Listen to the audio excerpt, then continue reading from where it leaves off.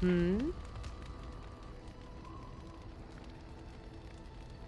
So, full of questions, are you? I assume you were actually asking whether Flemeth herself gave birth to me. Truly, I do not know. I once asked Flemeth that very question, and she merely laughed at me. 'Tis not inconceivable that she could capture a chastened man, or perhaps change to a more attractive form to attract him willingly.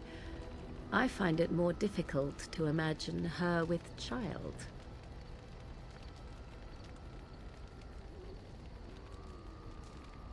As a matter of fact, I remember her being younger once.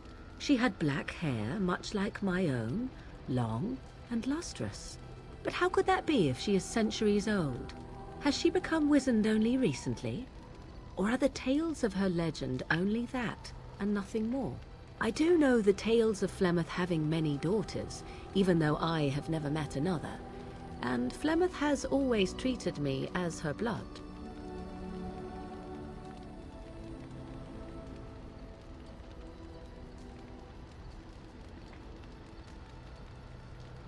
Must one be a doting and simpering moron to be considered a suitable mother? Flemeth taught me everything I needed to learn. How to survive, the meaning of power, the truth of men. If other mothers do not teach these things, then I believe them the lesser.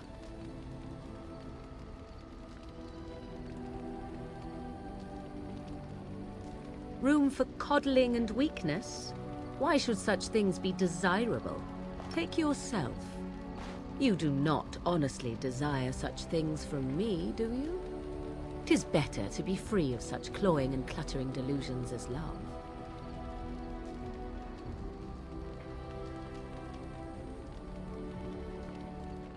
I do not consider it a limitation.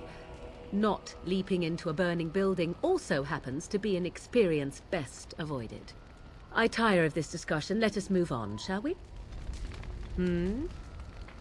So, full of questions, are you? I assume you were actually asking whether Flemeth herself gave birth to me. Truly, I do not know. I once asked Flemeth that very question, and she merely laughed at me. 'Tis not inconceivable that she could capture a chastened man, or perhaps change to a more attractive form to attract him willingly. I find it more difficult to imagine her with child.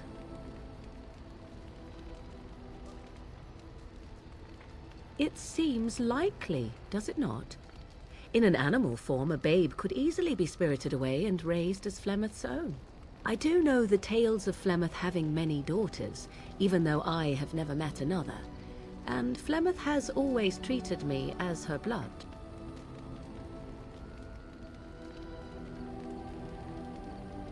What an odd thing to say. Why must love enter into the equation?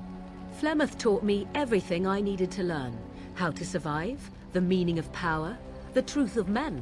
If other mothers do not teach these things, then I believe them the lesser.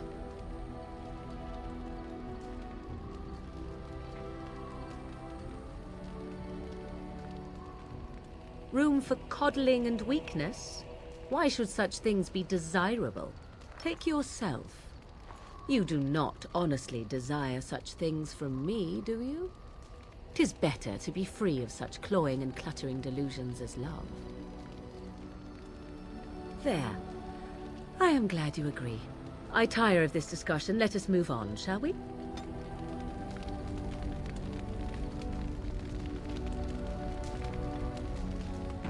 I have something for you. 'Tis a ring. Now, before you get any foolish notions, let me explain. Flemeth once gave me the ring because it allowed her to find me no matter where I went, in case I was ever captured by hunters. I disabled its power as soon as we left the wilds. Recently, however, I thought to change it. Now, I will be able to find whoever wears it instead.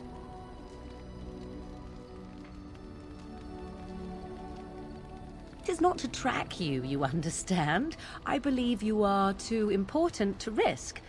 If you were to get captured, however, it would be far easier to find you with this.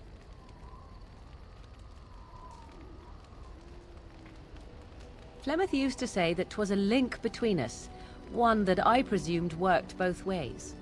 I never tested it, but I doubt she would have lied over such a thing, so it would mean I am linked to you as much as you to I. I do not know. As I said, I never tested it. Perhaps. I have no desire to see us part company so soon. Not unless we wish to, that is. Do not read more into it than is there. You have supplied me with equipment. Certainly this is not so very different, is it? You are welcome. Perhaps it will be useful someday.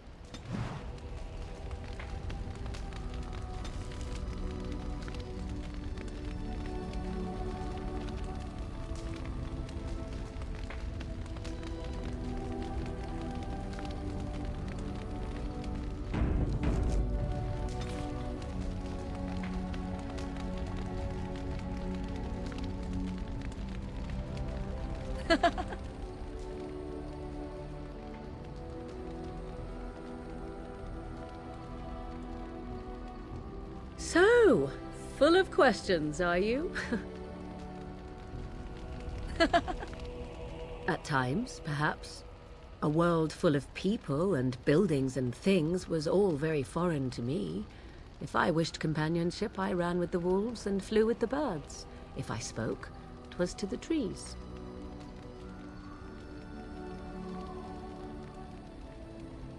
Don't be foolish. I recall the first time I crept beyond the edge of the wilds.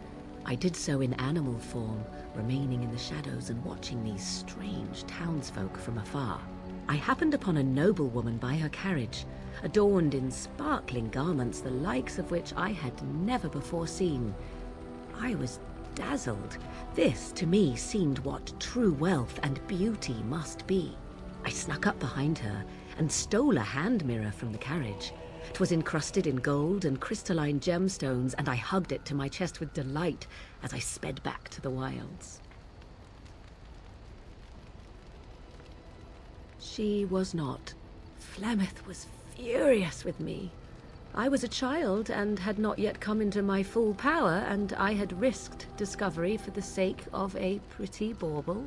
To teach me a lesson, Flemeth took the mirror and smashed it upon the ground. I was heartbroken.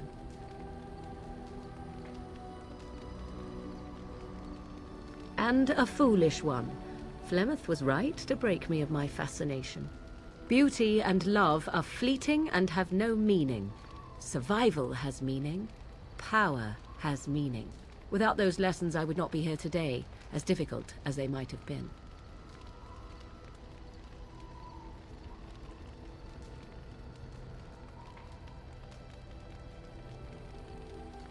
They did indeed. To return to your original question, perhaps my time in the wilds was indeed lonely, but such was how it had to be. I find myself at times wondering what might have become of the girl with the beautiful golden mirror, but such fantasies have no place amidst reality.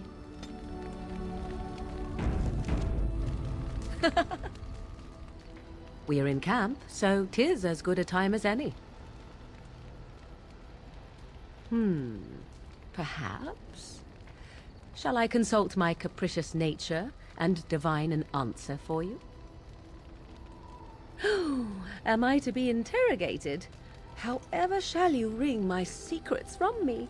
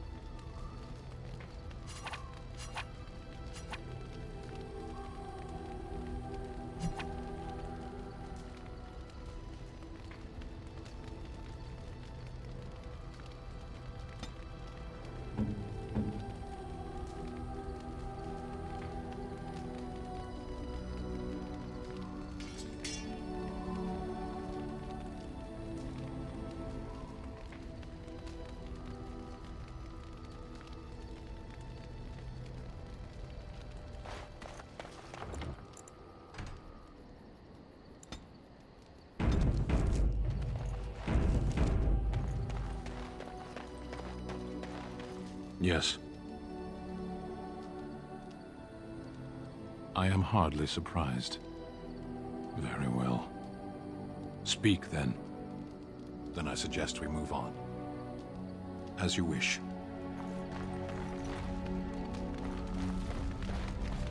Yes? Well, here I am. What is meant by someone like me?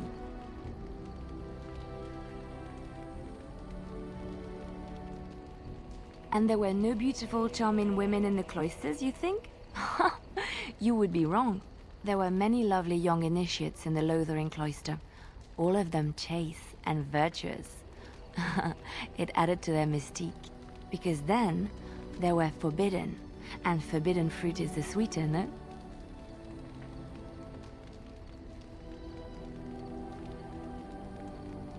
My fruit? Well, it is not technically forbidden, but it's not freely given either. Not everyone gets a bite. I can't believe I'm having this conversation. But no, I did not take vows. The Chantry provides succor and safe harbor to all who seek it. I chose to stay and become affirmed.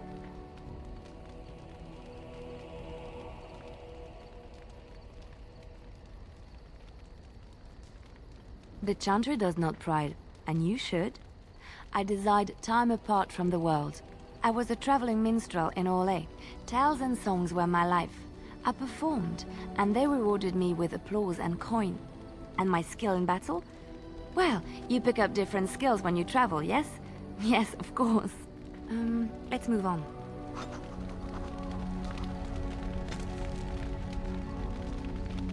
Yes? Something you need? Yes? What's on your mind? My mother was from Denerim, and I consider myself a Ferelden. Mother served an Orlesian noblewoman who lived here when Orlais ruled. When Orlais was defeated and the common folk began to resent the presence of any Orlesian, the lady returned to Orlais. She took my mother with her. I was born in Orlais and did not set foot in Ferelden till much later. Mother was always telling me stories of her homeland. I think she missed it. Mother died when I was very young. Lady Cecilie let me stay with her. I had no one else. She was quite old then, and she had me study music and dance to entertain her. It is unfair that I have more memories of Cecilie than my mother.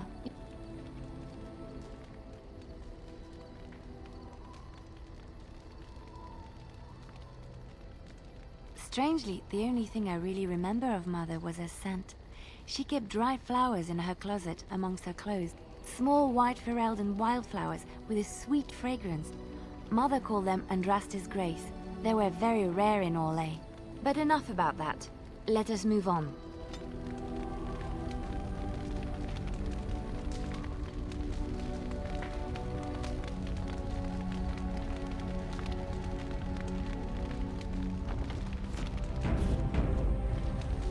Yes? Something you need? Yes? What's on your mind? I miss Val Royeaux. Unlike other cities where the people are the lifeblood and the character, Val Royeaux was her own person, and her people little more than decorations. There was always music in Val Royeaux, streaming from the many windows, quiet refrains and triumphant choruses, and always, floating above that all, the chant, coming from the Grand Cathedral. It was magnificent. Oh, it would take me a day or two to talk about the many splendors of Orlais, her golden fields, her lush meadows. Of course, there are good things and bad things about Orlais, like anywhere else. Sometimes I miss it dearly, and sometimes I'm glad I'm rid of it. And you will laugh at this, but I miss the fine things I had in Orlais.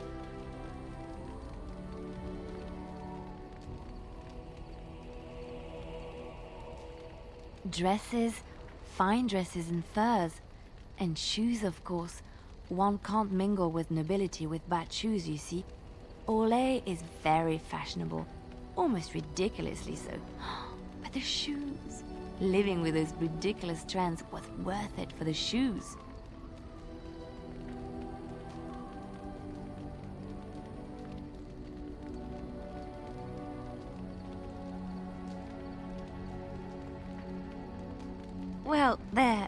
Their shoes. They're pretty. Some of them anyway. When I left Orlais, the fashion was shoes with delicate tapered heels and embellishments in the front. A ribbon, perhaps, or embroidery. In soft colors, of course. It was spring.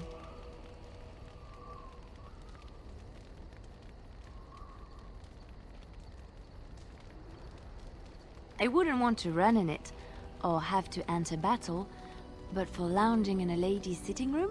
Perfect. The shoes made in Orlais were exquisite. Not at all like these clunky fur-lined leather boots you have in Ferelden. Ugh, just look at them.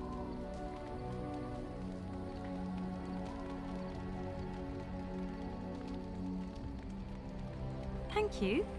It's kind of you to say so, even wearing these mud-covered horrors. They're sturdy shoes, but sometimes a girl just wants to have pretty feet. Oh, I could talk about shoes all day, but we have things to do, don't we? Yes? Something you need? Yes? What's on your mind? Of course I do. I love stories far too much to keep them to myself. Everyone should be able to benefit from them, I think.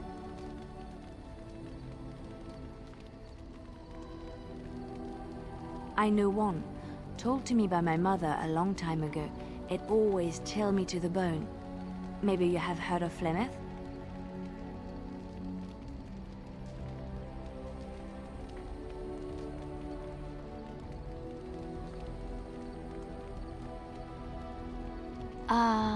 Are you sure? Was she the Flemeth of legend? Flemeth, the devourer of men? Flemeth, mother of witches? Flemeth, demon-touched, who dwells in the mists?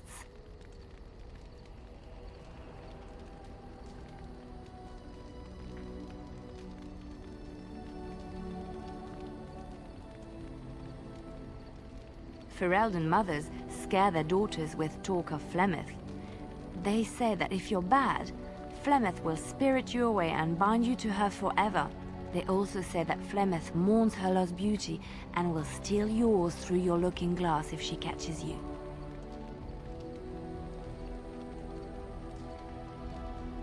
Flemeth's beauty was known throughout the land.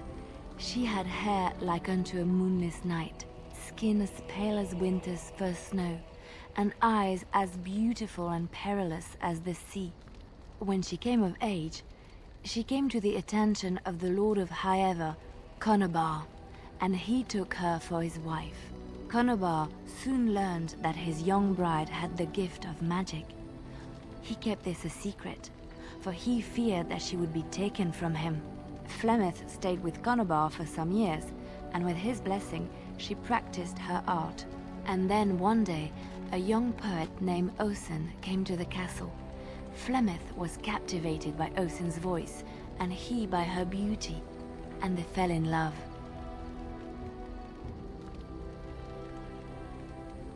Flemeth longed to be with her true love, and she and Osen fled from Conobar's lands, seeking refuge in the Kokari wilds with the Chasing tribes. They lived there happily for many a year, till the day Flemeth received news that Conobar was dying and longed to see her face one last time.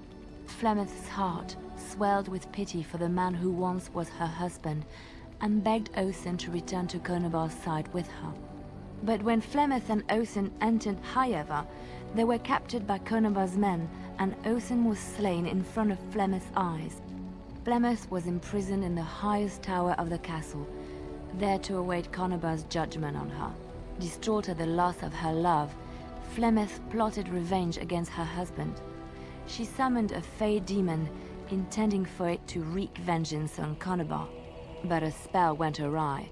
The demon possessed Flemeth. Turning her into an abomination, the halls of the castle ran red with blood as Flemeth slaughtered Conobar and all his men. The last of Flemeth's humanity melted away, and at dawn, she stole back to the wilds to plot and scheme for 100 years.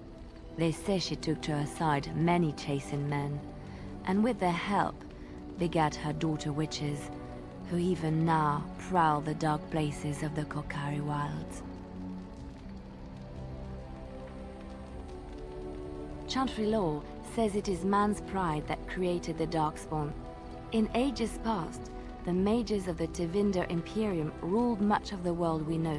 In their pride, they thought their magics invincible and imagined that they were greater than the Maker himself. So thinking, they invaded his golden city, planning to take it for themselves and depose their own creator. But they were impure and full of sin. And it is with the sin that they tainted the golden city, corrupting it forever. The Maker cursed them and cast them from his sight. Wherever they went, they spread the taint of their sin. Any land that was touched by the taint became blighted and would suffer no life. Instead, the Darkspawn arose to torment us and remind us of our hubris.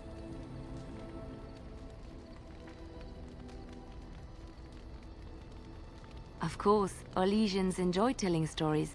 I shall tell you my favorite tale of Aveline, the Knight of Orlais.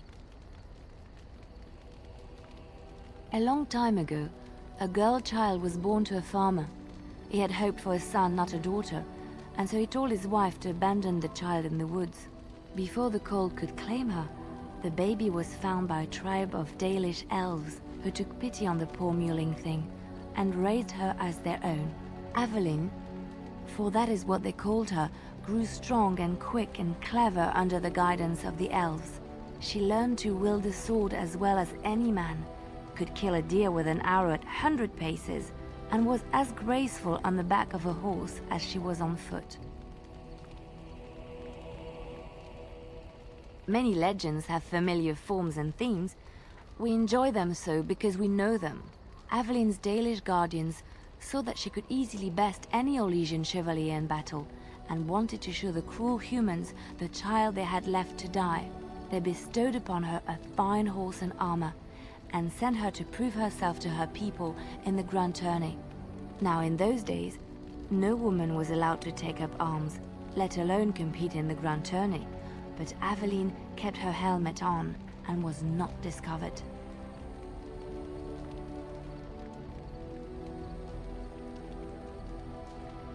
Aveline won many events and gained the approval of the adoring crowd. Eventually, she came face to face with the knight Kaleva in the Grand Melee. Aveline had already bested him in the joust, and Kaleva was determined not to lose a second time. Out of desperation to regain his honor, Kaleva tripped Aveline and tossed her to the ground, ripping off her helmet as he did so. Silence fell upon the arena as Aveline was revealed. Kaleva declared the previous competitions invalid. A woman had taken part, and this was not allowed. But the crowd cheered for Aveline. Kaleva was furious, for he had lost to a woman and was now being shamed. Blinded by his rage, he forced Aveline to her knees. "Know your place, woman," cried he, and slit her throat.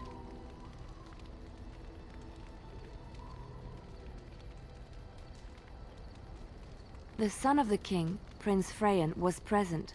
He recognized Aveline's skill and bravery and began to see the injustice done to the women in his land. When he was made king, he rewrote the laws of Orlais so that women could also become chevalier. He honored Aveline and knighted her after her death. And to this day, any female who is knighted reveres Aveline the Brave, for she is the patron of all women chevalier.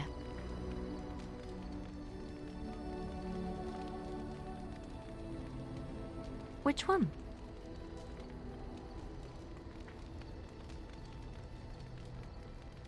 I have heard a little about how the elves gained their freedom from the Tevinter Imperium.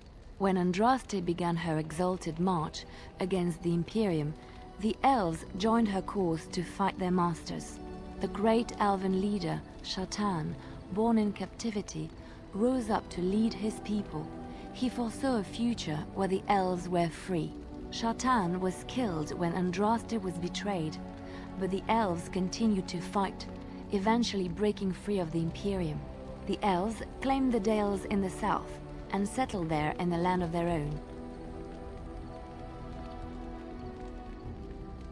The elves lived in the Dales for centuries. They resurrected the worship of the elven gods and would allow the building of no chantry. This angered the chantry, and the hostility between the two factions finally broke out in open war. The Chantry says the elves struck first, but I do not know whether to believe it. The Chantry declared a wholly exalted march against the elves, named for Andraste's similar march against Tevinter. During the exalted march of the Dales, the elven cities were sacked, and the elven state completely dissolved. Some of the elves bitterly accepted their fates and surrendered to human rule, living in the human cities as second-class citizens. But others, still fiercely proud of their heritage, refused to bow to the humans, and instead became homeless wanderers. They were the elves of the Dales, the Dalish.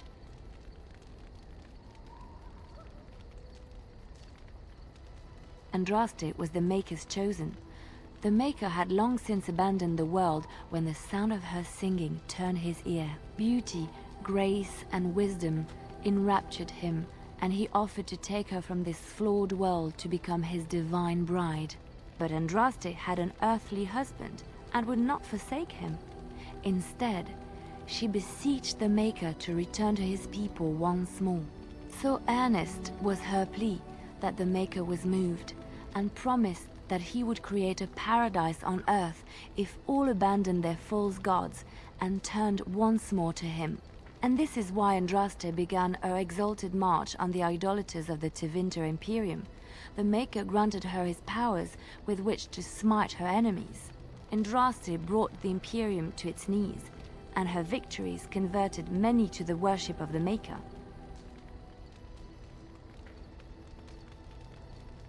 Alas, it was the frailties of men that betrayed and killed Andraste.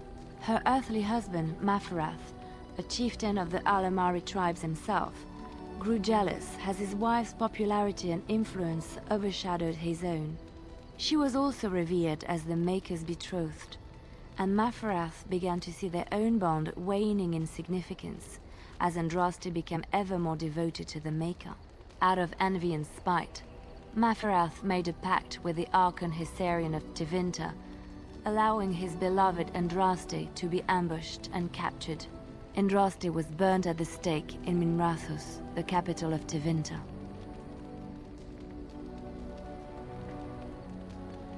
I have thought on this too. Did he withdraw his sight from her at that moment? Where were all the powers he bestowed upon her? This question has come to me many times, and I have no answer. Perhaps there was no way for Andraste to return to the Maker but through her death. We will never know for sure.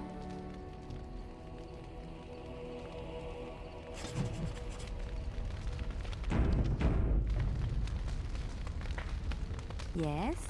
Something you need? Yes? What's on your mind?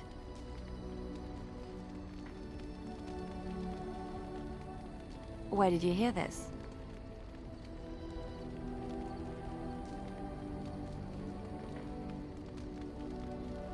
And you believe everything you hear? Not all minstrels are spies. Most are just singers and storytellers, but some of them are what we call bards.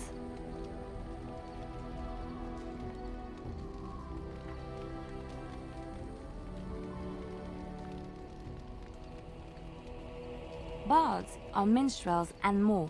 Spies, as you say. Some say there is a bard order, but I don't think this is true. Many bards work alone or in small groups, doing the bidding of a patron who pays for their services. If there is an organization behind it all, no one knows who they are.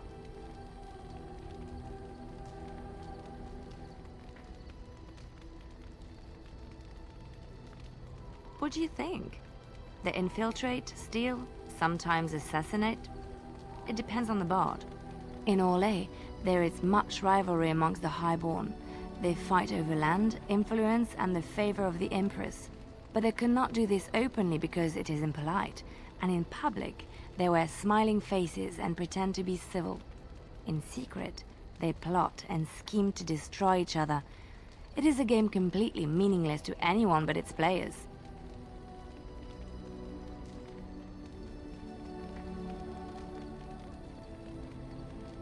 I have revealed too much, it seems, but it doesn't matter what I used to be. It is the past.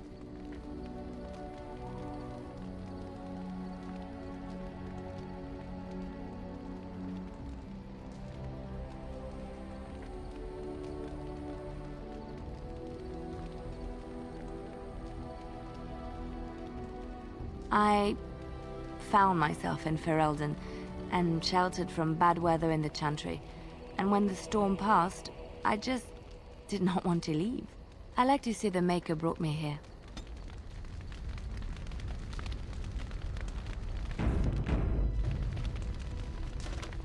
Yes? Something you need? There's an idea. I've watched you, and I do think you'd find some of my skills quite easy to pick up. Let's just go over there, away from the others. For safety, yes? I expect there shall be daggers flying about willy-nilly for a time.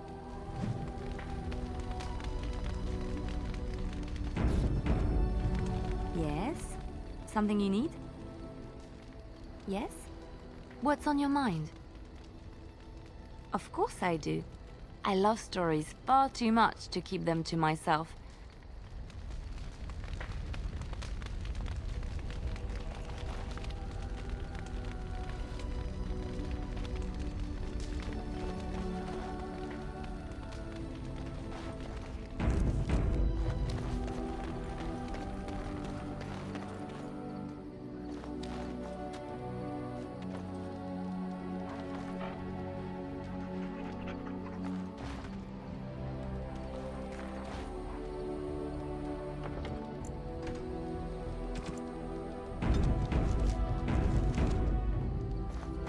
Yes.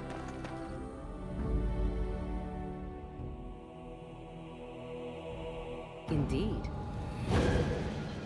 Yes. Yes.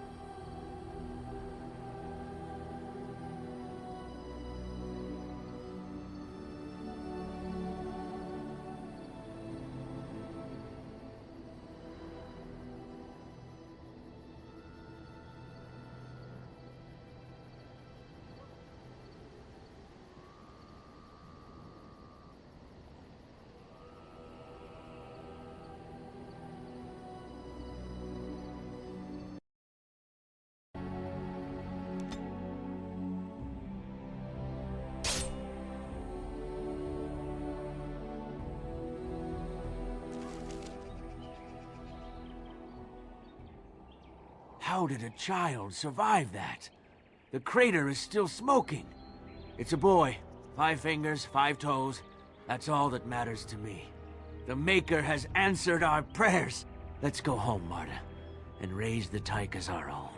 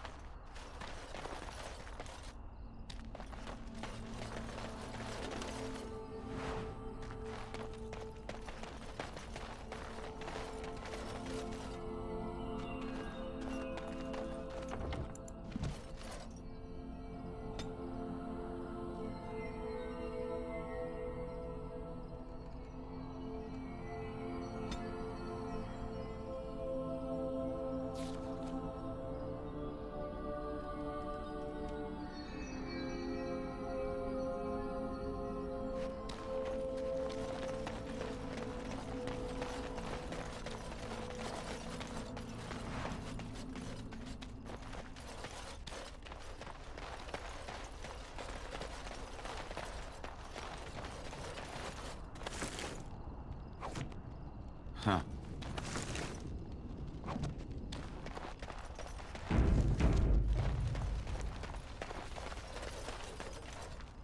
Yes? Oh?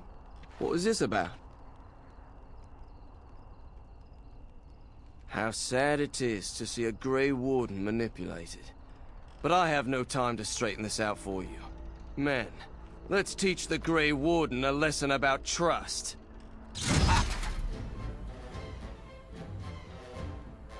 Let's wipe them out.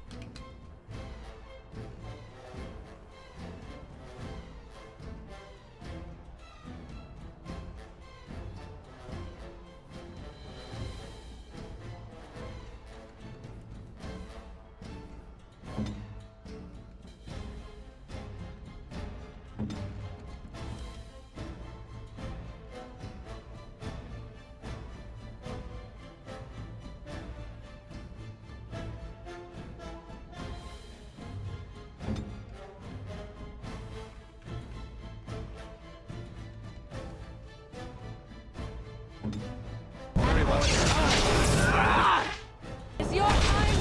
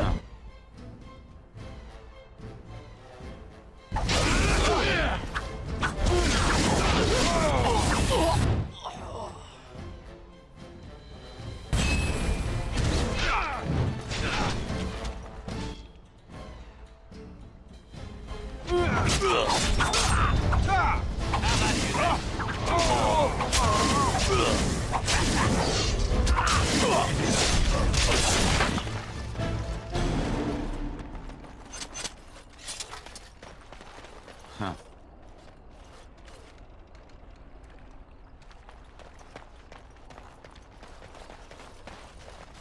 And I'm off.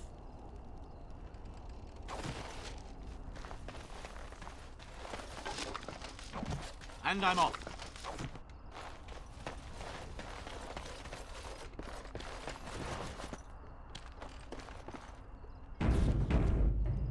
Why, bless my soul.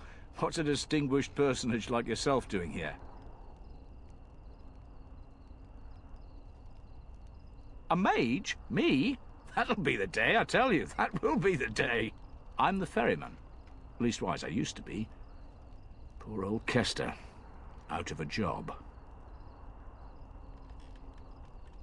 Gregor just came down and said, "Don't you worry, Kester. We got it all under control, we do." Didn't say nothing else. And then he puts Carol in charge of my boat. Lissy. Named for my grandmum, she was.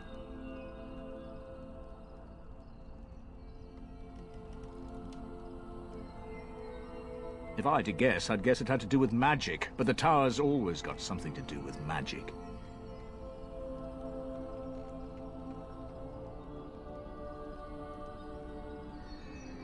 You could try swimming, but I don't recommend it. Nasty things in that lake. I reckon it's all them potions they dump in there. Gregor's told me to stay here till it blows over, but I'm telling you, some storms don't blow over easy. Maybe you could at that. I'm sure your mind's all afire now, eh?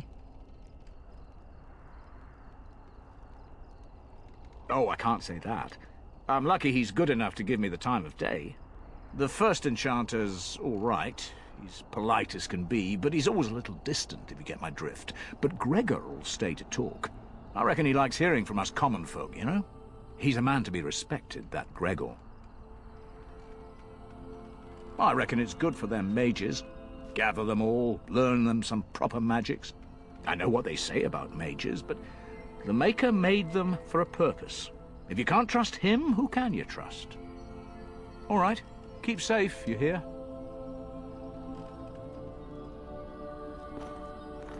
You're the Grey Warden, aren't you? Exactly who I was hoping to meet. I represent a collective of mages interested in going about their lives without the constant scrutiny of the Chantry. We harm no one, I assure you, and we enforce the Chantry's laws among ourselves. All we seek is a life outside of the Templar's shadow. Next to me, and in every major settlement, you will find an inconspicuous sack containing requests from mages all over the land, who need the assistance of someone skillful and discreet. Thank you, my friend. We have agents in every major settlement to reward you for work done on behalf of the Collective. Makers smile upon you. All right.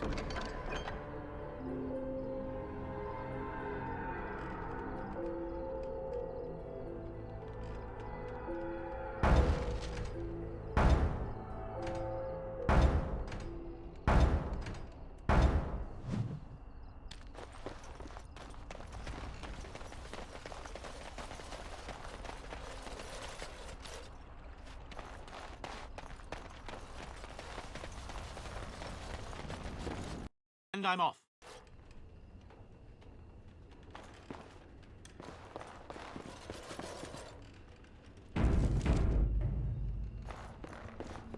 Good day. Leave me alone. What are you looking at? Can a man drink in peace?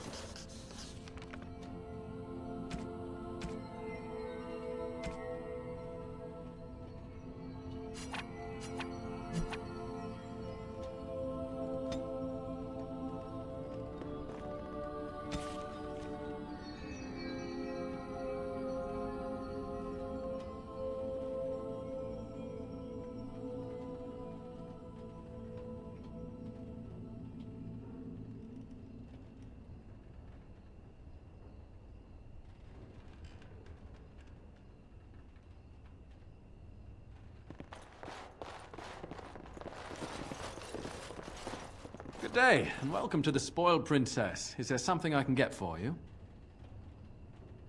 It was my father's idea. He ran the inn before me, and he named it for my sister. She was his little princess. Princess decided the country was too dull for her and moved to Denerim. More glamorous, she said.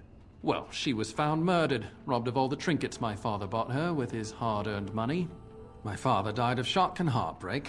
Mother stopped eating, and I got the struggling in. The name stuck. That's the story.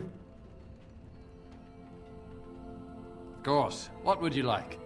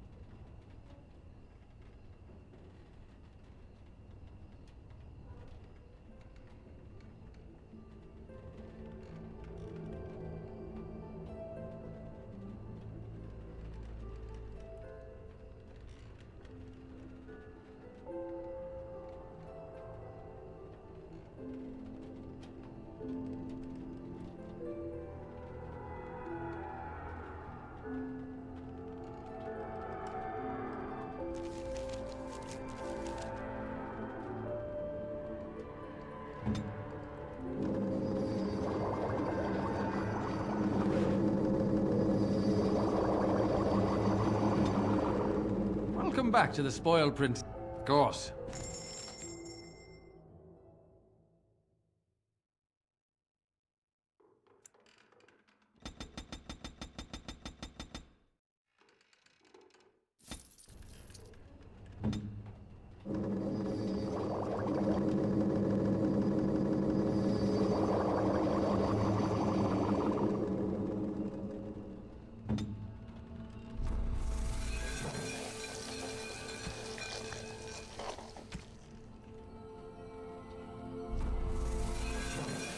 Welcome back to the Spoiled Prince. God.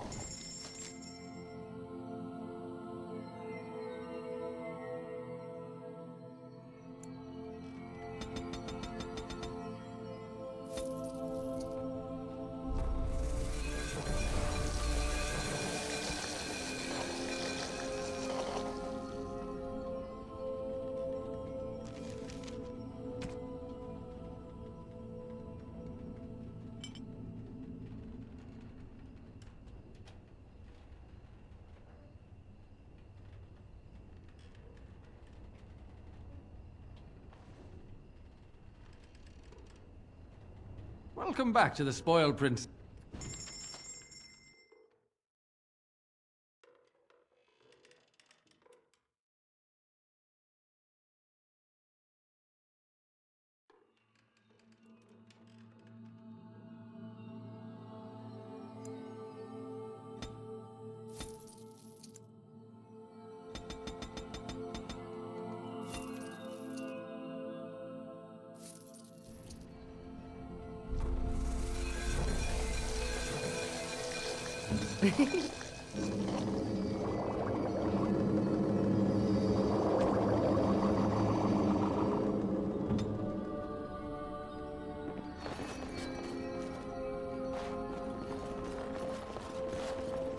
Good day.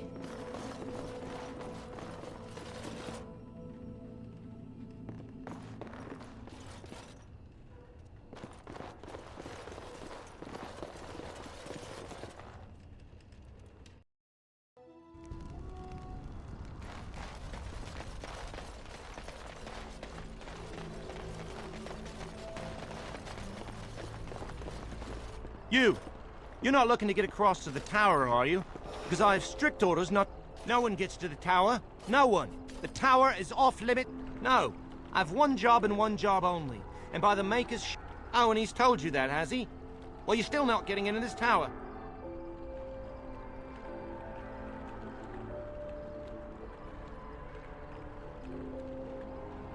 Oh, you're a Grey Warden, are you? Prove it. So I'm not good enough for you. Oh, really? You think Gregor would be upset? Well, you want that I... Oh, hello. It's you again. Come to chat.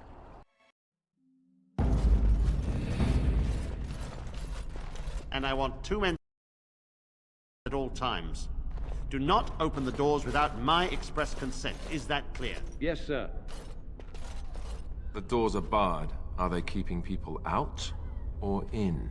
Now we wait and pray. Who are you? I explicitly told Carol not to bring anyone across the lake. We're dealing with a very delicate situation. You must leave for your own safety.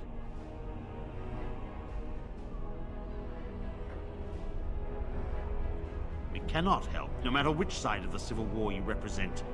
The Circle's fate hangs in the balance, and the Templars that serve it must remain.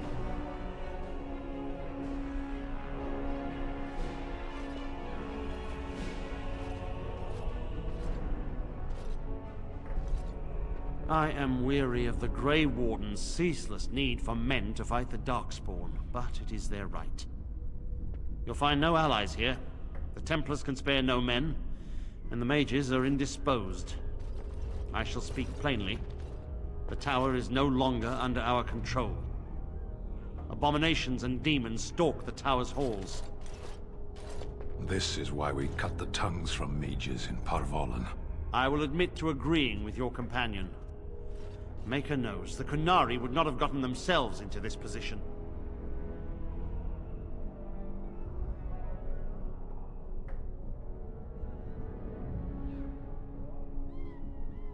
Creatures of the Fade can use mages to enter our world. A mage in such a spirit's clutches is changed, his flesh twisted, his mind shattered.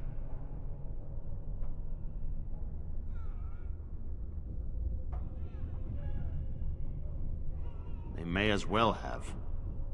What does it matter? They took us by surprise. We were prepared for 1 or 2 abominations, not the horde that fell upon us.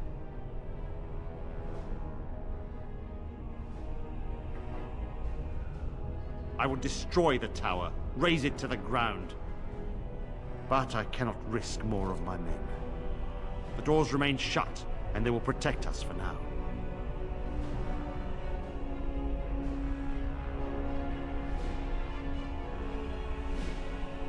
Not just mages, but my Templars also. I had no choice.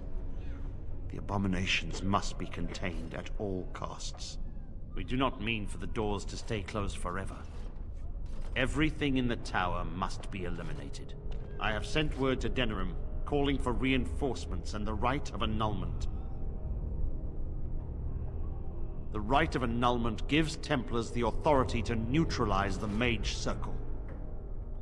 Completely. The mages are probably already dead. Any abominations remaining in there must be dealt with, no matter what. This situation is dire. There is no alternative. Everything in the tower must be destroyed so it can be made safe again.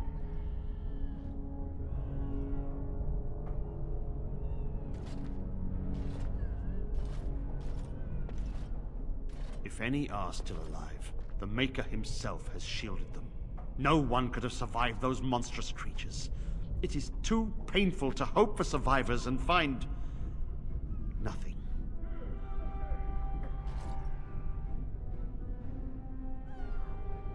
I assure you, an abomination is a force to be reckoned with, and you will face more than one.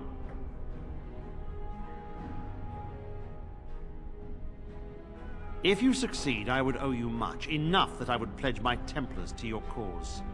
Without word from Denerim, I must determine our course. Surely destroying Darkspawn is a worthy goal. We have nothing to offer you, but gratitude and service. I have heard the tower holds many valuable artifacts. I expect we'll have to consider them lost or destroyed.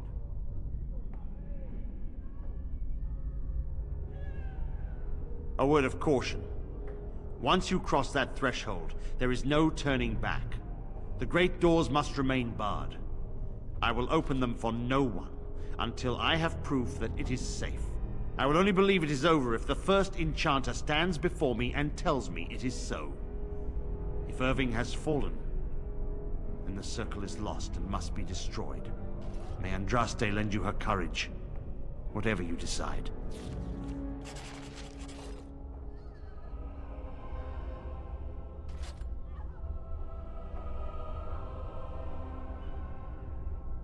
I have a thought.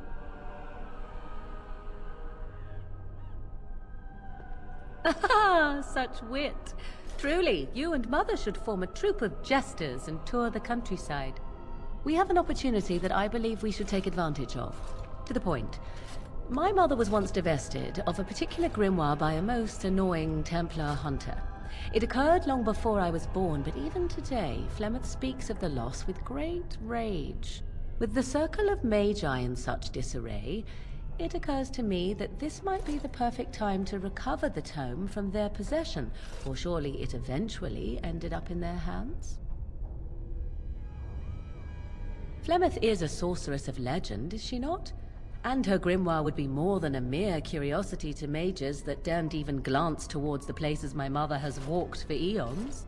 No doubt 'tis considered something dangerous, perhaps best locked away somewhere dark, yes? And if not, then at least I know it does not exist. But there is no harm in looking, surely? 'Tis a book of spells, of the sort that Flemeth has dabbled with throughout her long life. 'Tis not the sort of thing that would benefit a mage of the standard variety. They were taught a different path. I, however, was taught by my mother. I know a way around the wards my mother would have placed on such a tome. I know the language that she would have written it in. I would find such a tome most useful. Useful in the way that it might increase my power. Useful in the way that I would become more useful to you. Does that not follow?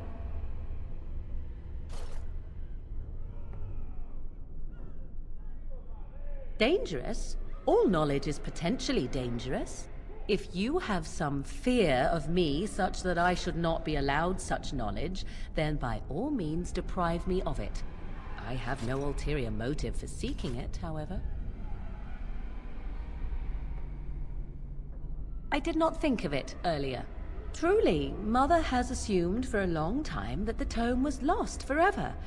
I only remembered it now after thinking what treasures might be found in the Circle of Magi's tower now in its condition. My eternal gratitude?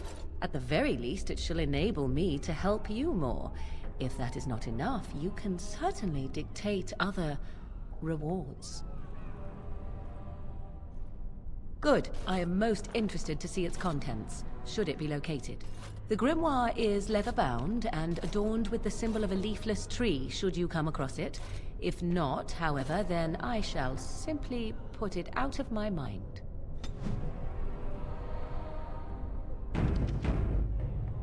Yes.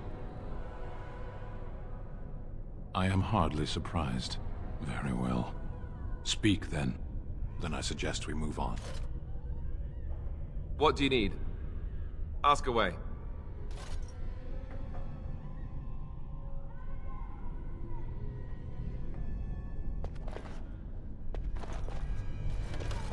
Stay away from the tower if you value your life.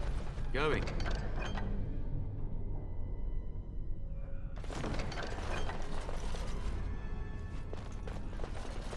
I wish this were over. We're running low on supplies, and I don't know how much longer we'll last. We need the abominations and demons out of this place, if that's what you mean. If you have anything to trade, that would be helpful too.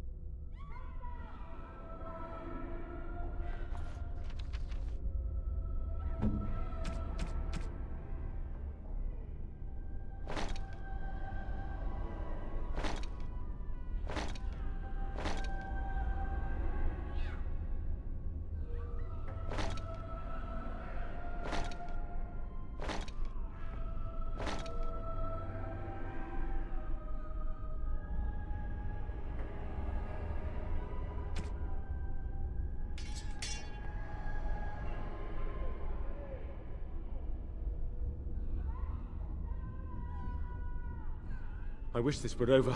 We're running low on supply. Yes! Would you like... I wish this were over. Yes! Would you...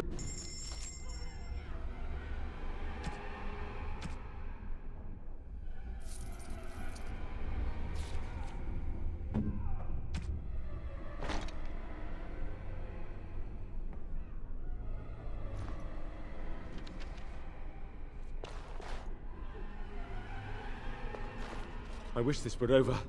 Yes!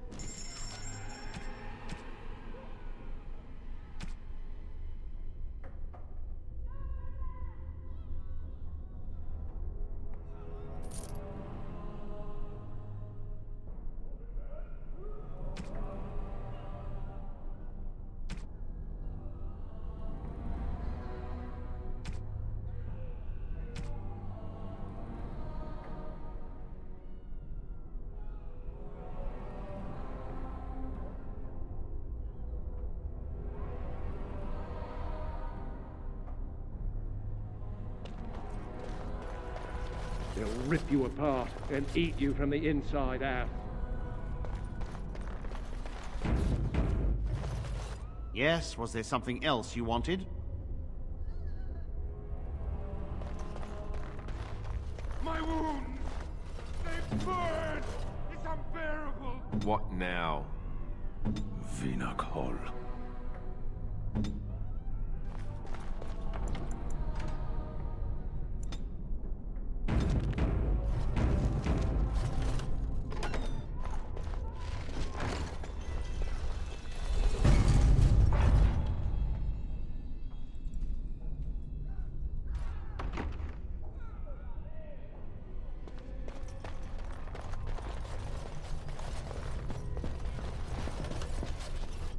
All right.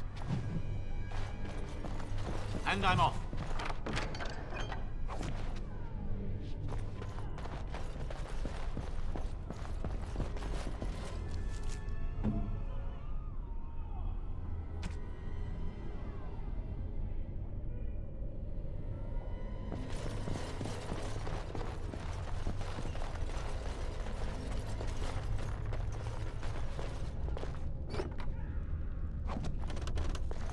Going.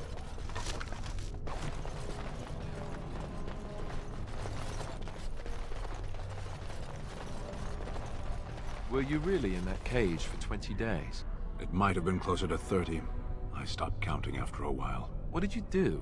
I mean, 20 days is a long time to sit in one place and do nothing.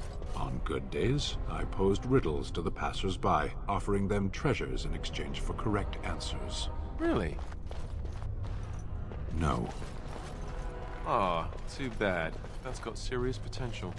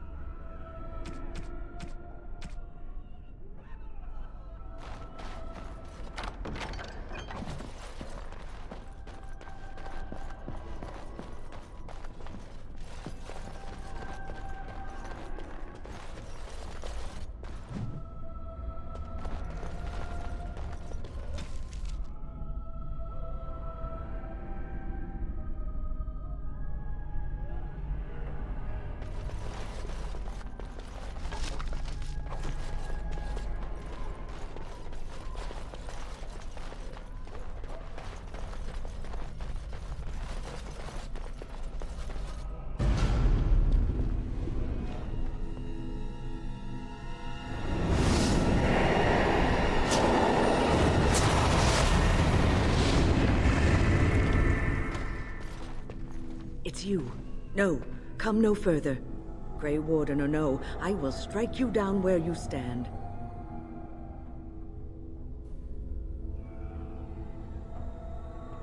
I am a mage of the Circle. More importantly, why are you here? The Templars would not let just anyone by.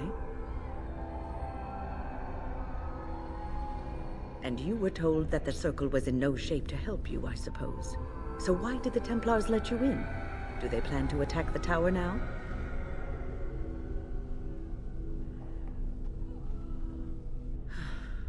They sent for it then. I feared they might have. What else could they do? So Gregor thinks the Circle is beyond hope. He probably assumes we are all dead. They abandoned us to our fate. But even trapped as we are, we have survived. If they invoke the right, however, we will not be able to stand against them.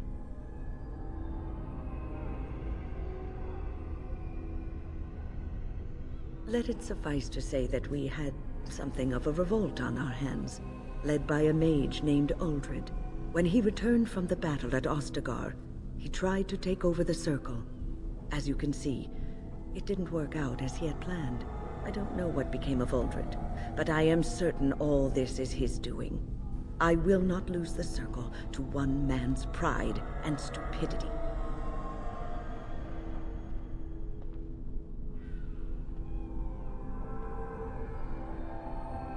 I erected a barrier over the door leading to the rest of the tower, so nothing from inside could attack the children. You will not be able to enter the tower as long as the barrier holds, but I will dispel it if you join with me to save this Circle.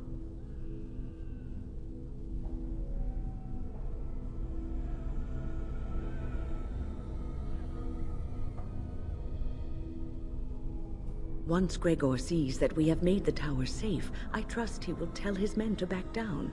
He is not unreasonable.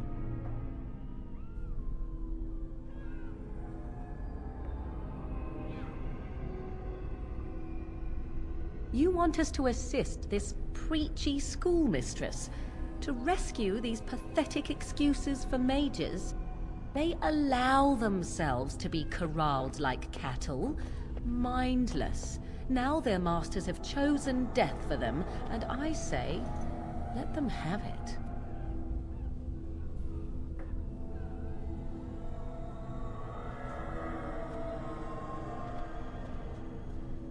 I could be here had my mother not shielded me from the Templars, so I am to show sympathy.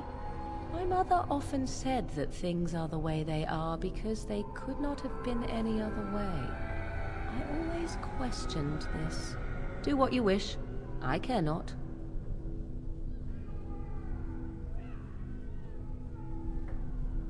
Petra, Kenan, look after the others. I will be back soon.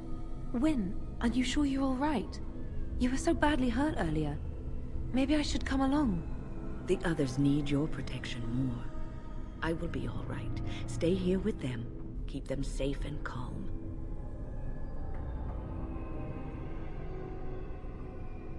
Your confidence is refreshing, though you should make sure it does not blind you to your weaknesses. If you are ready, let us go end this.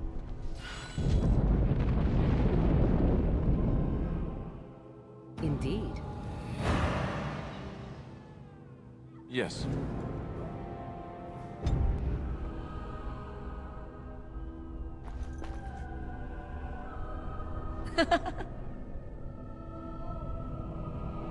Yes?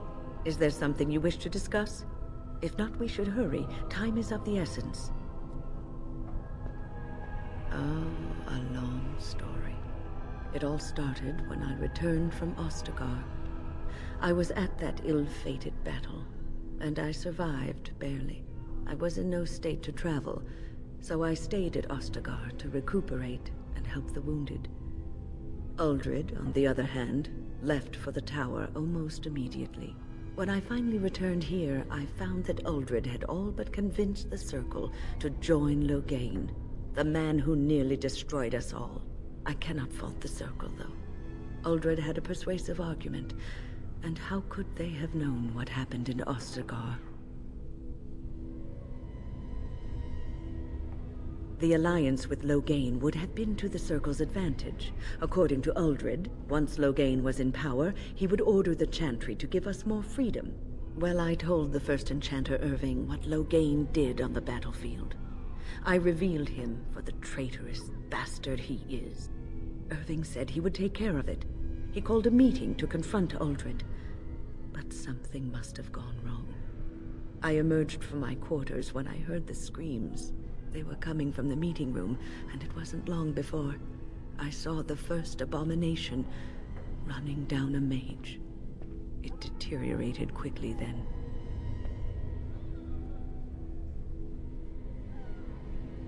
Mages who are careless in their use of magic may turn into abominations. Something must have gone wrong.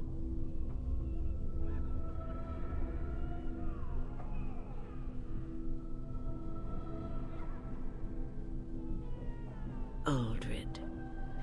It's uncharitable of me to speak this way, but I never liked him. He was a squirrely, twitchy sort of person. He never mentored the apprentices, never taught. He didn't seem to care much for the Circle, only his own advancement.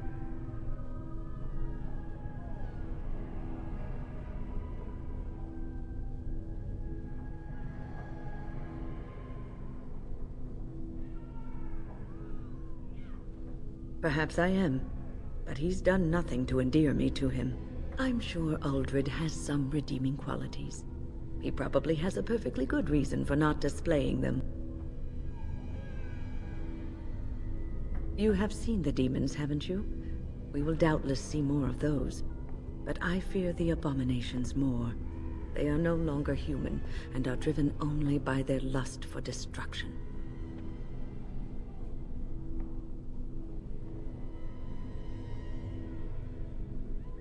Your confidence is both inspiring and disturbing.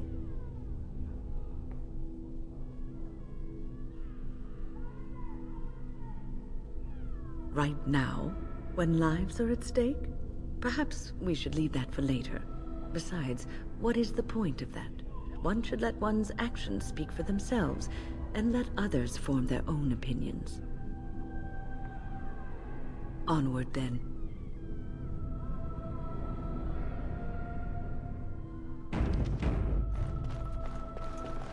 Look after her, will you?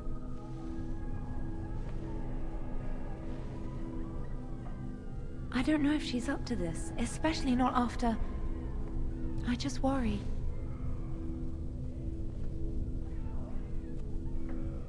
I was on my way down to the library when I heard screaming, and a demon came around the corner. Its eyes were afire with evil. I was certain it was my death come upon me. I think I screamed. I was so afraid. And then Wynne was there, in front of me, shielding me. It was light and fire, blood and chaos. He was dead, but Wynne wasn't moving either. I was so afraid she was... gone. As I moved to help her, she stirred and coughed. I don't know what I would have done if she had died. For me.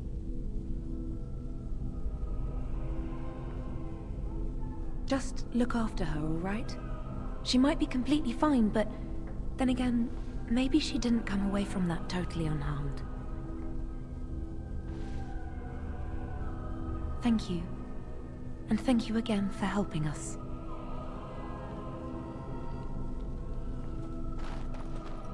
It is good to see that some wardens survived. We are sorry for the loss of your comrades. You heard about Loghain. I would never have imagined the Terran a traitor.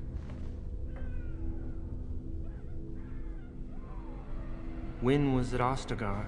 She told us everything upon her return. But why speak of things past? Be careful in there, and stay safe. Have you ever seen an I don't suppose this is what you expected the Circle to be like, is it?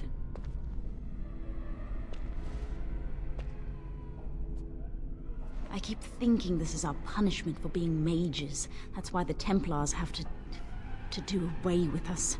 Their swords are like the sword of mercy that sent Andraste back to the Maker.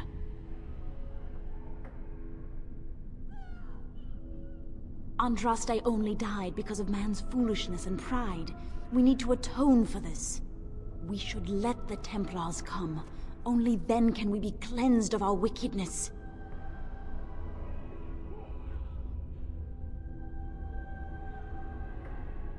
I will pray. May we abandon our tainted bodies to find peace with the Maker.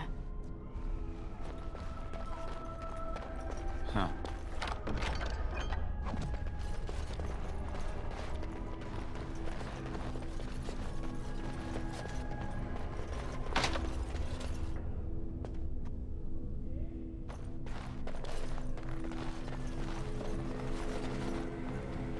Here we are.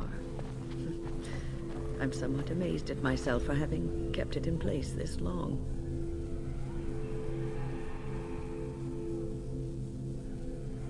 It made me very weary at times, but I had to stay strong to keep us safe. Be prepared for anything. I do not know what manner of beasts lurk beyond this barrier. Are you ready?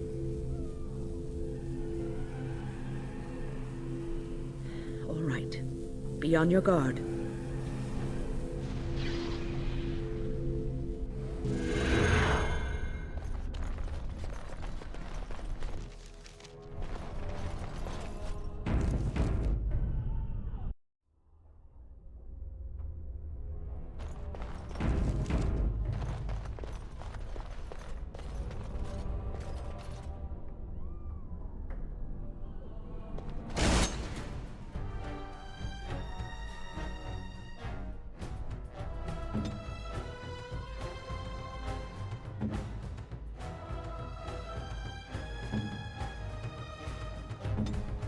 Saving the day.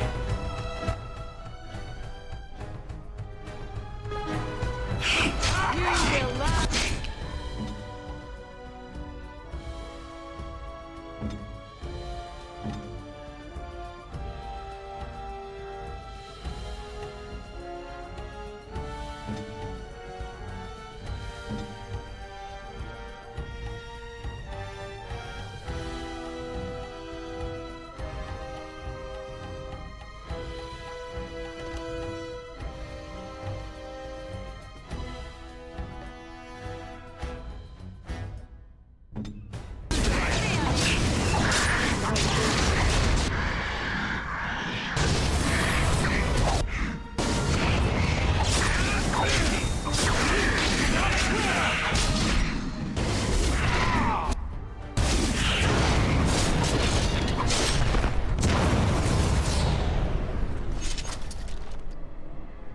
Yes.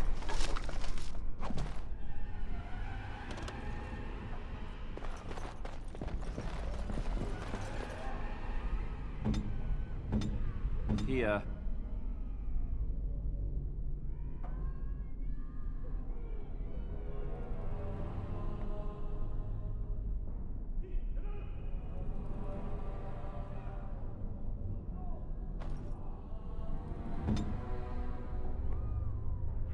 All right.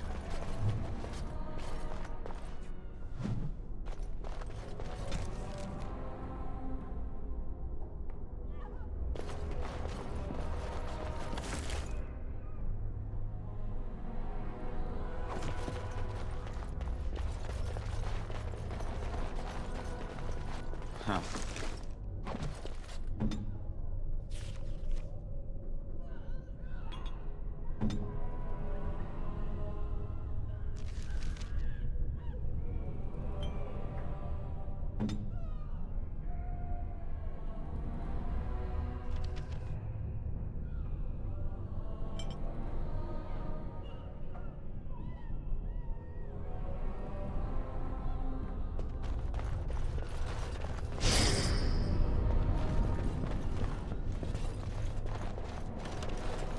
All right.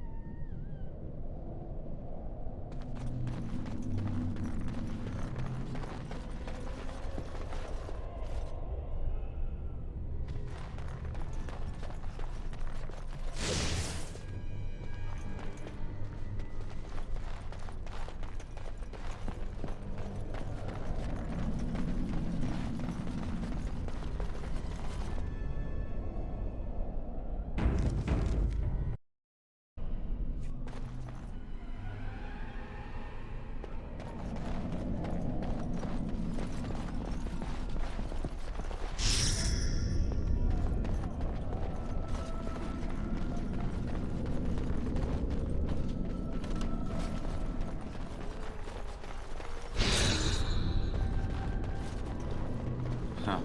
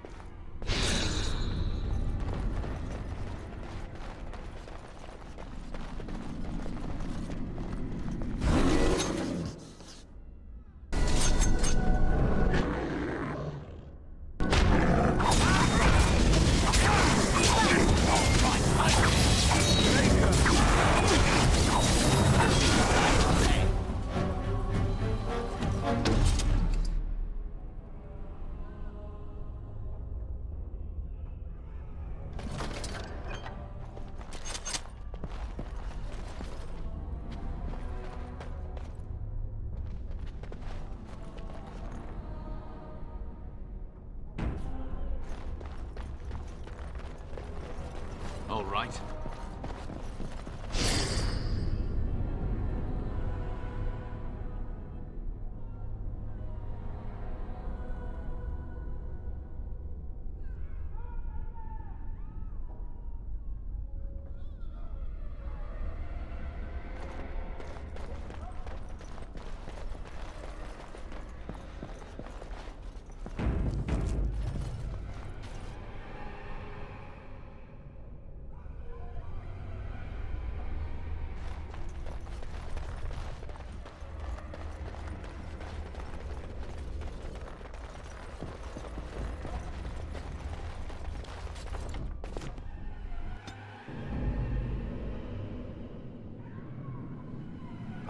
Blast it. Indeed.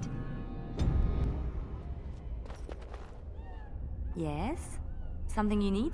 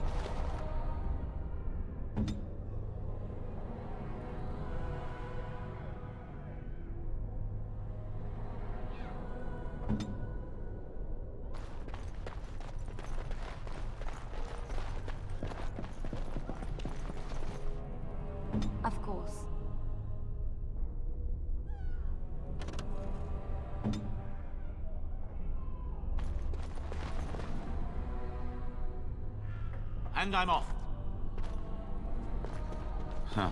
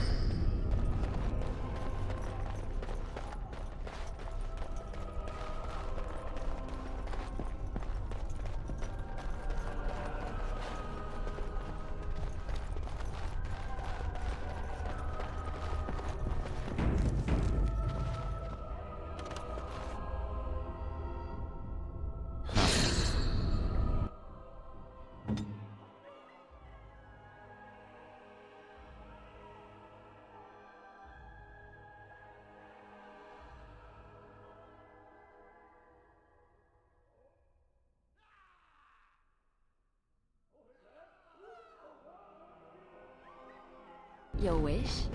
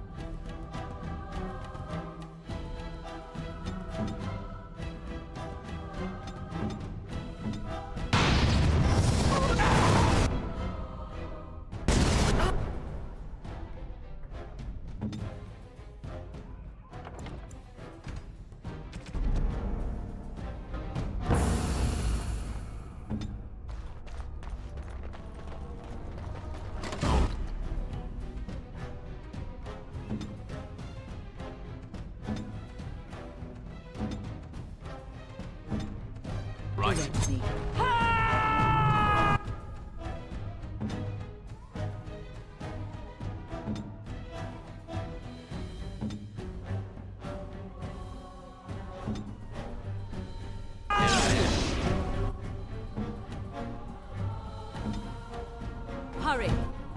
Point me!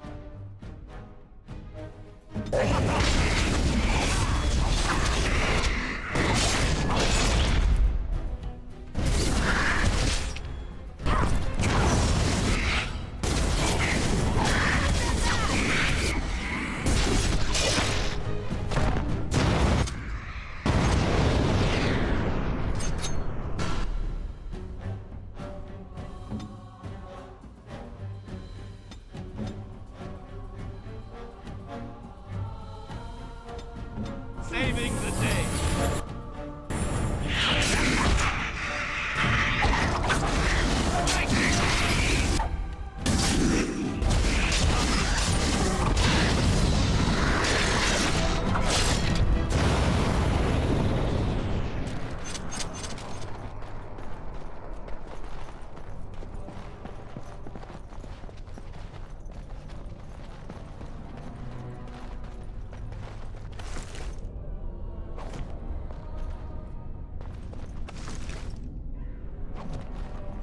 Your wish?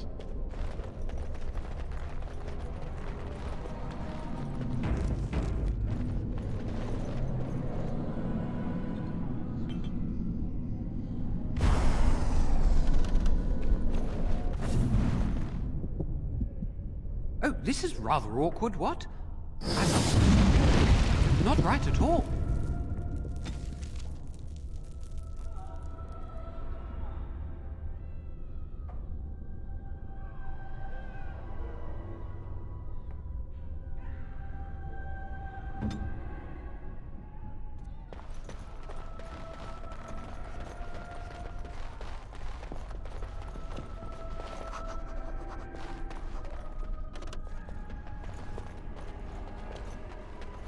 Huh.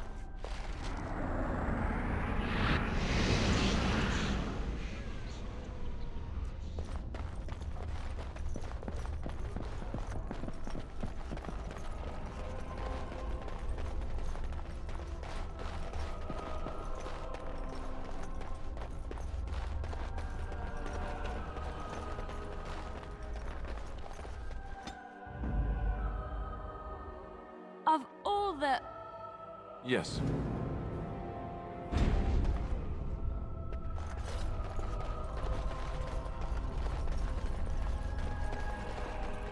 Do this, do that.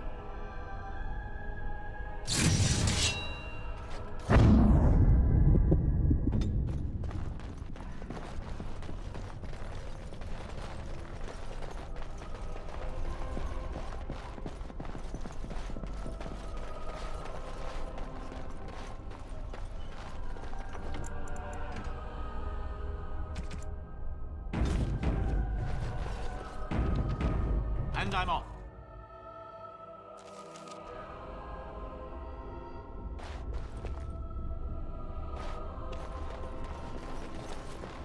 Please refrain from going into the stockroom. It is a mess, and I've not been able to get it into a state fit to be seen.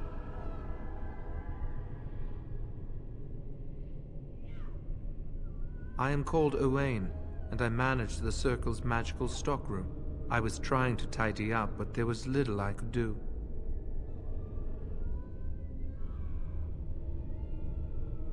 The stockroom is my responsibility. I must keep it clean.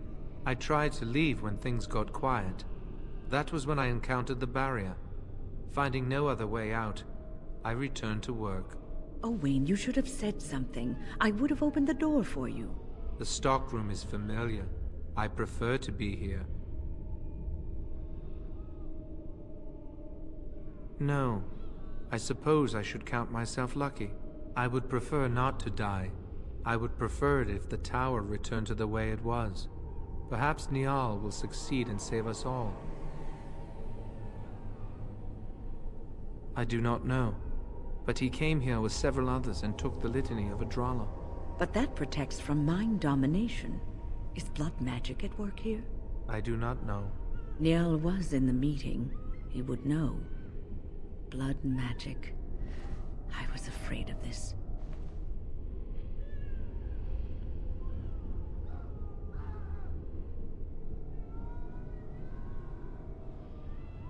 We should find Niall. The Litany will give us a fighting chance against any blood mages we encounter. I wish you luck. Perhaps this will be over soon and things will return to the way they were. Goodbye.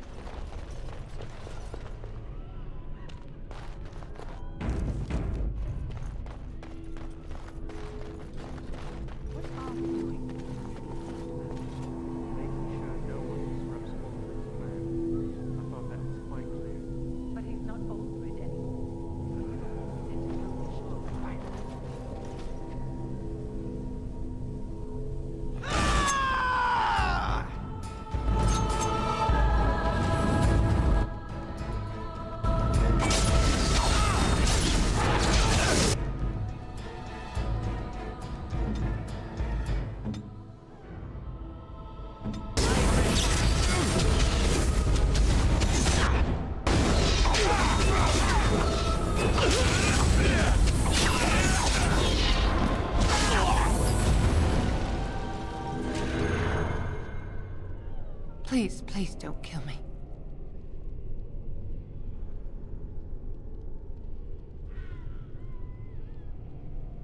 I know I have no right to ask for mercy, but I didn't mean for this death and destruction. We were just trying to free ourselves. Aldred told us that the Circle would support Loghain, and Loghain would help us be free of the Chantry. You don't know what it was like. The Templars were watching. Always watching.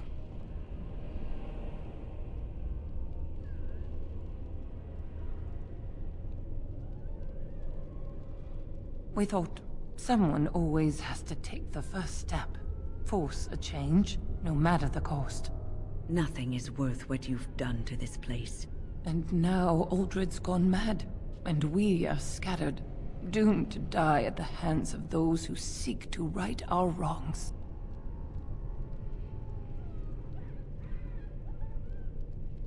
What else can I do? I'm trapped here.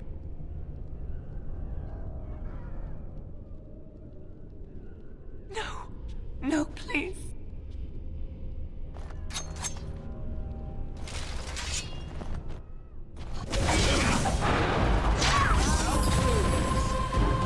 And I'm off.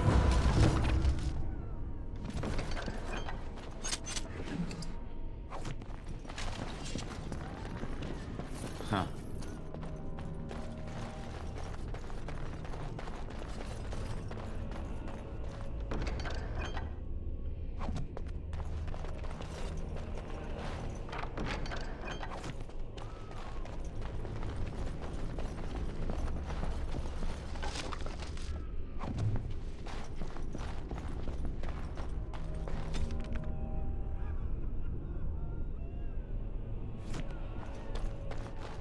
The tower was here long before the Circle. It was always unlikely that we were the first to bring magic to its halls.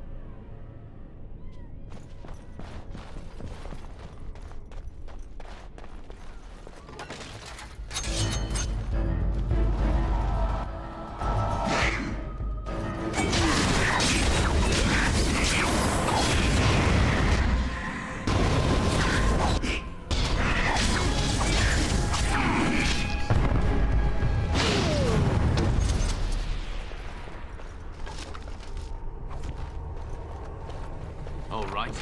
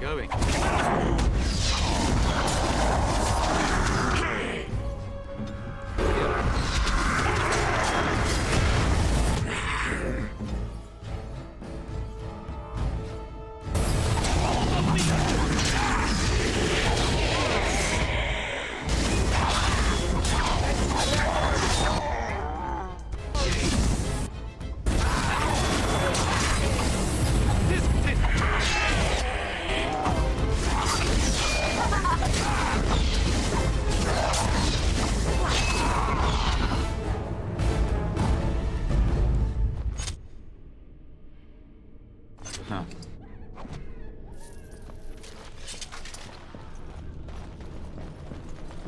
Huh.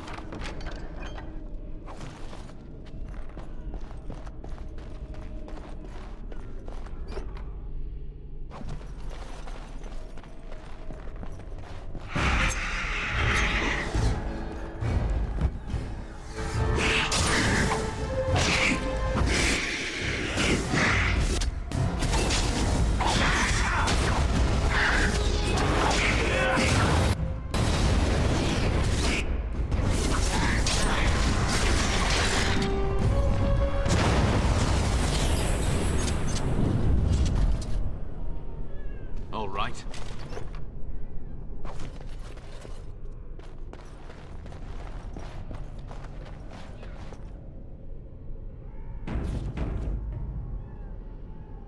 Huh.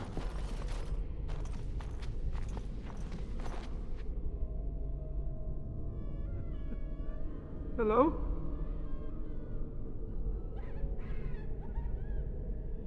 I'm nobody. I'm harmless. Please, leave me alone.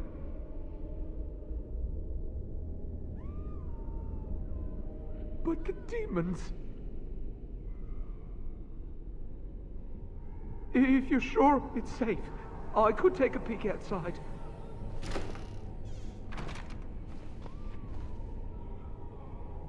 Oh. Ah, yeah. Yes.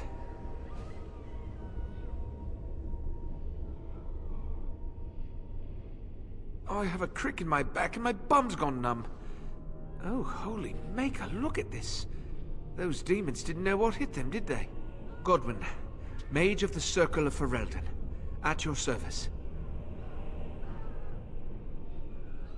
Oh, not as pleased as I am that you came along when you did. There were demons everywhere, blocking my exit. I decided that the best thing to do in that situation was to hide and be very, very quiet. I just really want to be somewhere safe. I think I might stay here for now. Maybe go back into my closet for a little while.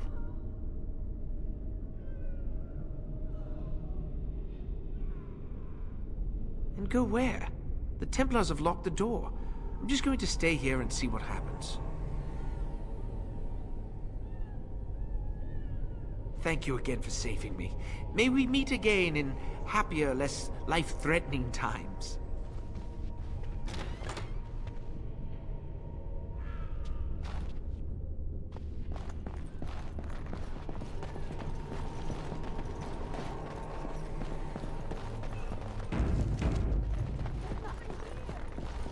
There must be something left. If we get out, we're gonna need gold. Aldred said. Aldred's not here, is he? Keep your mouth shut and we'll be right as rain.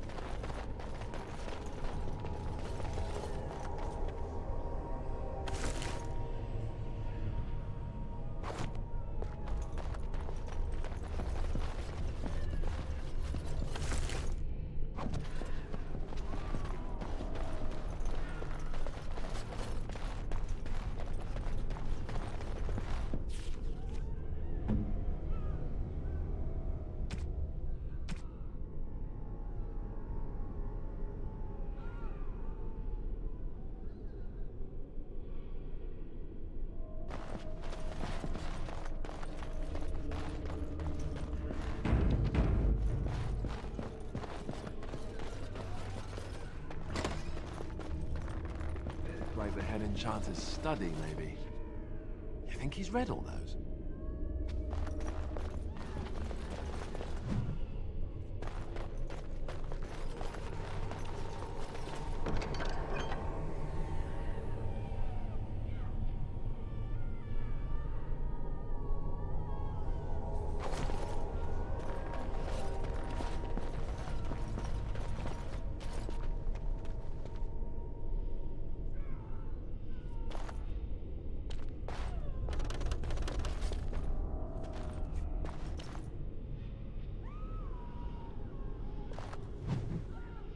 All right.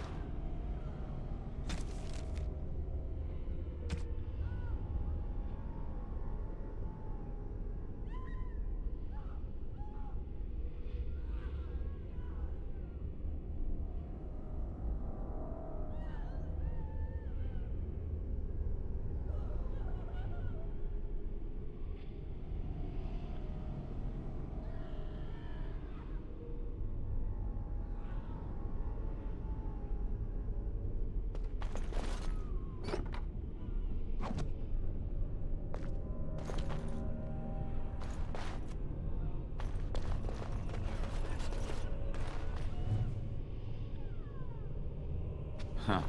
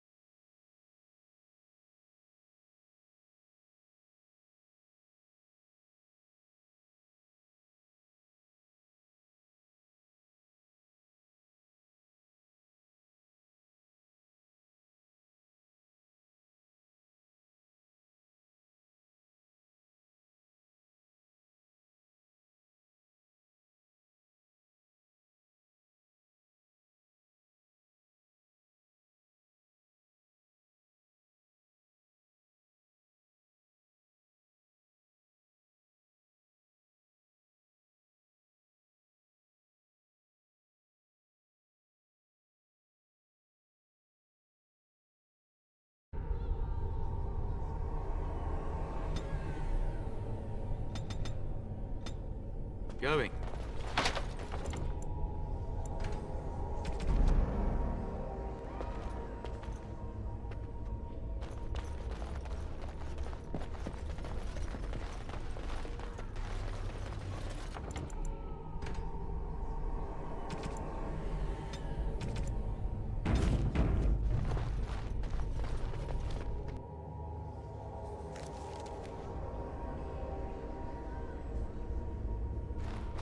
Do you get the feeling things are just getting worse as we go up? Yes.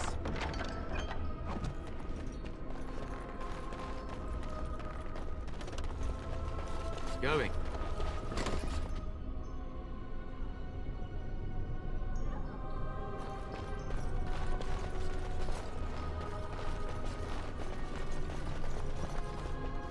Huh.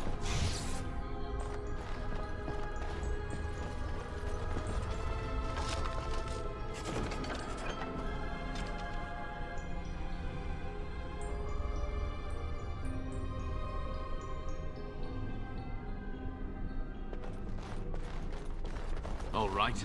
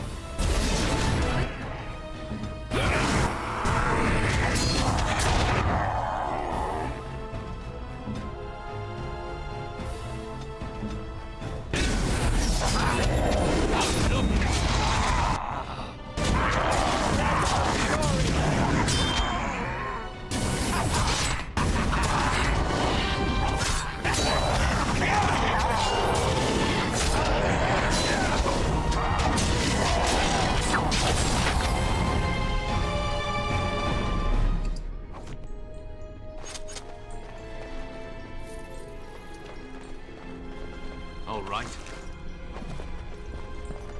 Going.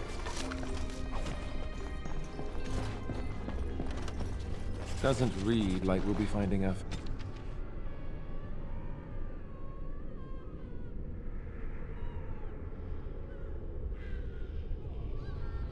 fair apprentice in one piece.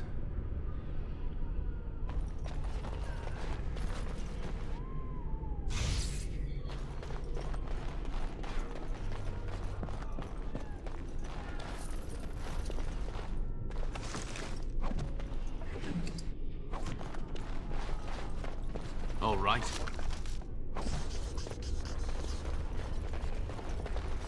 Yes.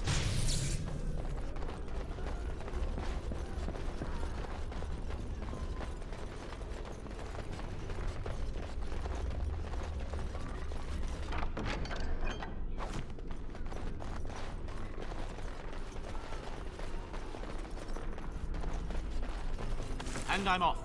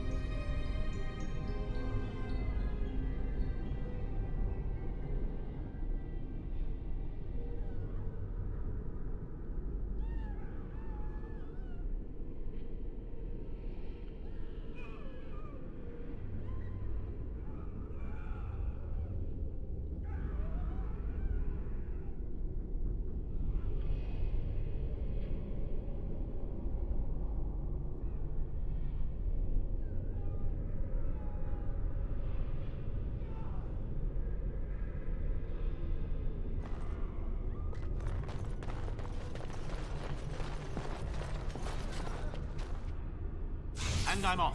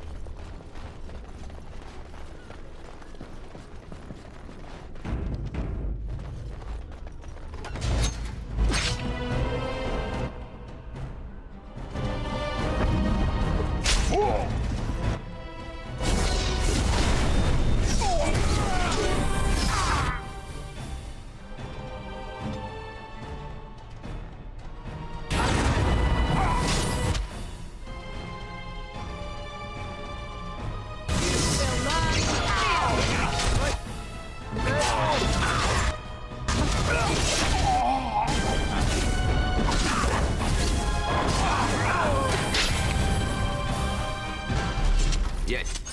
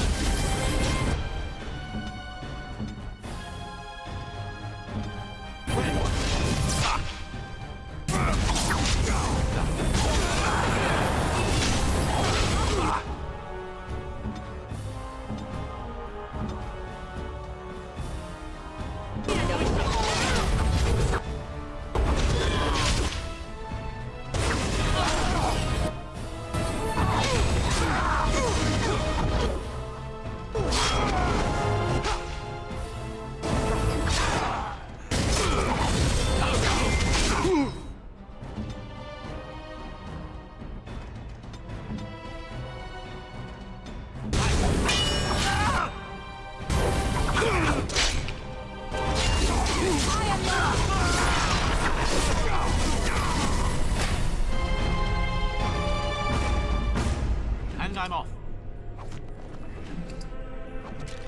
Yes.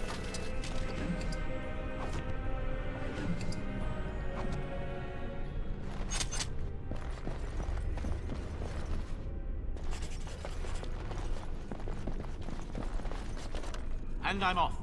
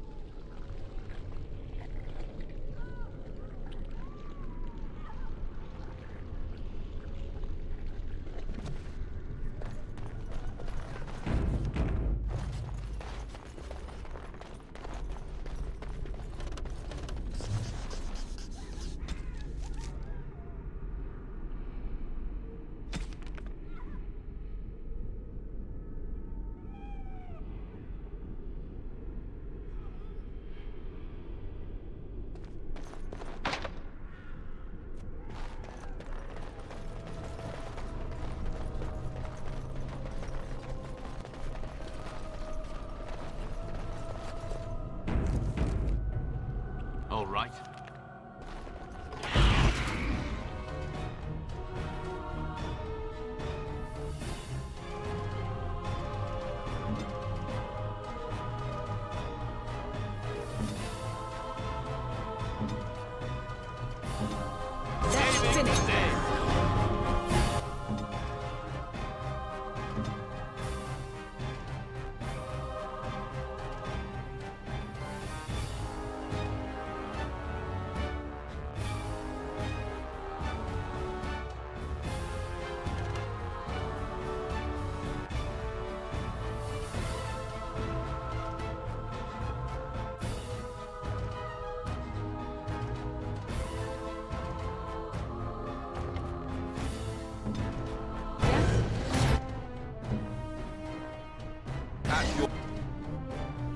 Order.